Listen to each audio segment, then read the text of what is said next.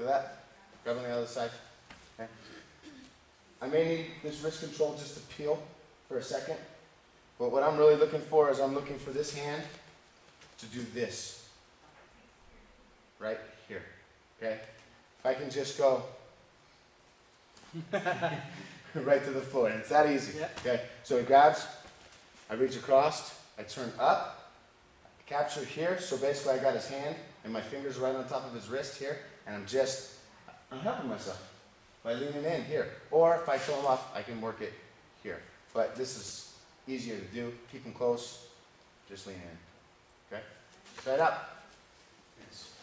Much like 90% of martial arts out there. Some are offensive, but it's all built off self-defense. So we have attacks. What if I come in and punch you in the face? What if I'm trying to tackle you down? What if I'm trying to choke you like we worked last week? We talked about a choke with a double wedge block. What if I got a knife? What if I got a gun? What if I got a bat? You know, what do we do? I have 30 different techniques in each one of those categories. Not to say they're all the best, and every situation is different. There's a difference between me grabbing you here and me grabbing you here, okay? I gotta work a totally different technique. I cannot use one technique works, but it may not work the same if my arms aren't straightened out and my arms are bent. I gotta move on to a different technique. And that's why we have so many that we just fill up our toolbox full of tools that we can, you know, pull out when we need to. And this is good for a viewer as well. In my opinion, this is the most deadliest weapon out there. Why? It's probably carried more than a gun. Or True. It's definitely carried more than a gun. Do you think it's more deadly than a gun? Could be. Could be. you can control it probably where it strikes a lot better than a gun. Yeah. It goes deeper, and if you twist it, it's harder to close the wound. If you twist it, I like her. I like her. Now, let's put this in perspective real quick.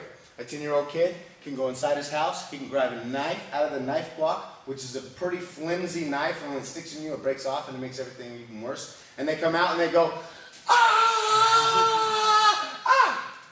No skill at all. No strength, no nothing. If I go, here, I'm not going to hurt you, but really, if I go here, minute and a half, if there ain't no ambulance here, you are dead. Or here. Okay? Now, if I cut you up your arm, and flay you up, that's a nasty cut. Nasty cut. I mean, you're basically, I took in your skin all the way up your arm. Horrible, but you live. Okay? You die. Okay? So I don't need to have a gun. I don't need to have gun experience to be able to load that gun, to aim that gun, to properly fire that gun. And you're dead. So that's why, in my opinion, it makes it such a deadly weapon. It's more common. That's what I mean. You don't More need accessible. you don't need no skills, that type of deal. Okay? So we're going to talk about a knife control, or a knife defense. When I am fighting with a knife, I make myself as narrow as possible, and I kind of get my knees inside so you stay away from those veins on the inside. Okay? At the same time, I make myself as fat as possible too, because you come in and you cut me. Yeah, I got another 4 inches back there. I'm hiding. You know what I'm saying? I want you to be, you know. Aim for the shirt. They think they're getting you. They go for the shirt, and I luckily get out of a miss.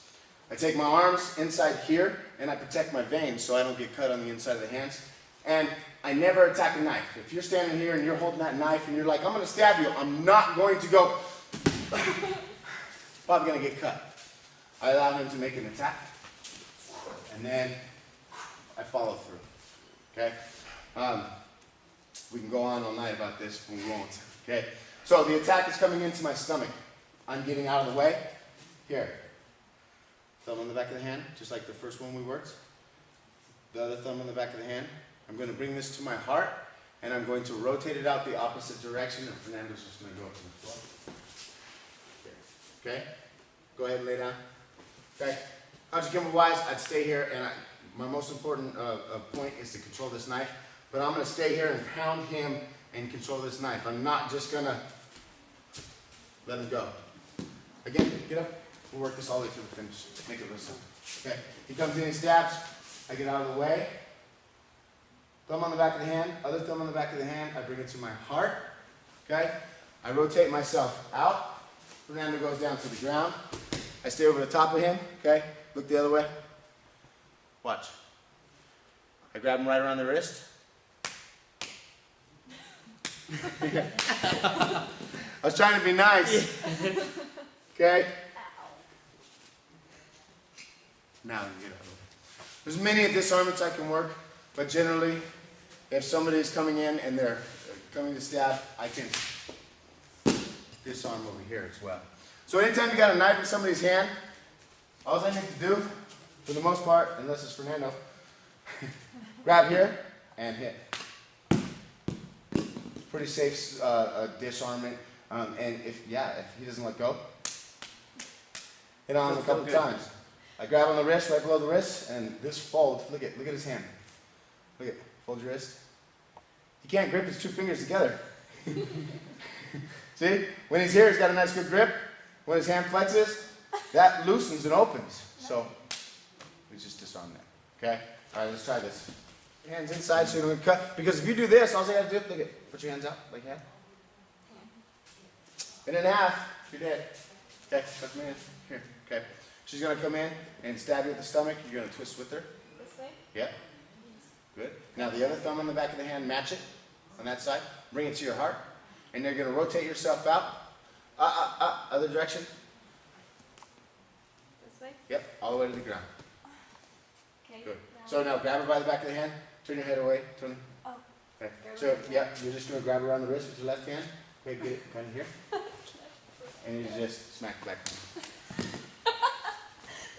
It's not a bad puppy. I know. Like, It's not a bad puppy. Okay, it's a knife disarming. Okay. All right. Did I do this? So, you ready? Okay. Wait. Step this way. So you see where you're at now, you're really far away from me, okay? So basically you're in a good spot now, you're Okay, at the so heart, I'm going okay? this way? So basically you're gonna just move that foot in just a little bit, and you're gonna rotate that one out. Yep. Yep. Okay. So you're just gonna try to spin.